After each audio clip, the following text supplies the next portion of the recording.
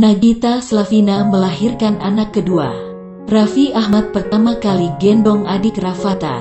Kebahagiaan menyelimuti pasangan Raffi Ahmad dan Nagita Slavina yang dikaruniai anak kedua hari ini.